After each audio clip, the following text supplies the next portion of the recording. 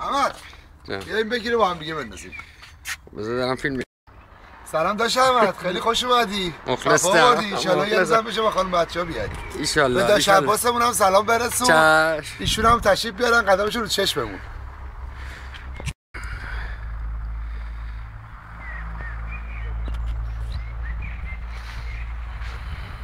این خونه حسن آقاست.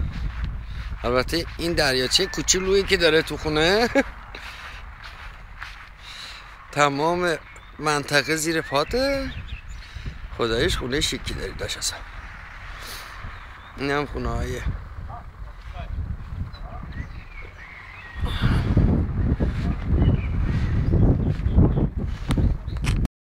این هم خونه از جلو.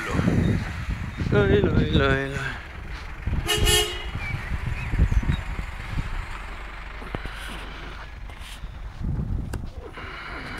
نیفتی بابا، من لیز خوردم 2 دفعه. آره بعد مواظب باش، خودم اون دمپاییت هم ساره. نه خب آخه بارون هم اومده الان. یعنی از جلو احمد بنداز احمد جون. چشم همه رو. الان من میام بالا عزیزم. علی احمد باحال آره؟ حرف نداره خدایش. نمیتونی بیایی برای خونمون بگیری؟ بابا میگم ما اونجا گیر کردیم. گیر افتادی نه؟ آره. علی احمد انقدر آدم راحت اینجا. آره بابا محلت حرف نداره خودش. یه ذره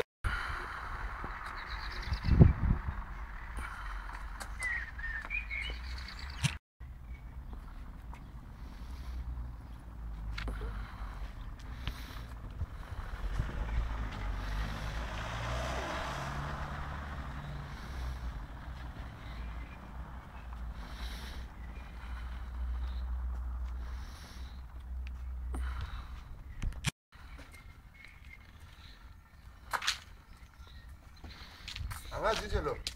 اون نمیخوای عوضش بکنی؟ آره اونو حیفه نندازیش بیرون ها. این میکشه این تلفنت. میکشه حالا. ببین احمد این میاد جلوی در. آره جلوی اونجا. آره اینجا یه در دیدی کوچولوها؟ آره آره. از اینا که جلوی چیز گذاشتم. جلوی باغچه مون آره. 4 گوشه شد. خب 4 گوشه میاد تا اینجا. یعنی در واقع نیم اندازه تا کمر منه. آره. خب تا شکم. بعد درو با میکنیم میای تو. آره. اون تا دره میاد اینجا دیگه. ولی این چیزو ننداز دور. این داربست روزه رو میره جلو. اون بر آره اون طرف. آره. حیف میره چه از من گرفته؟ 400 رو پول نگرفته.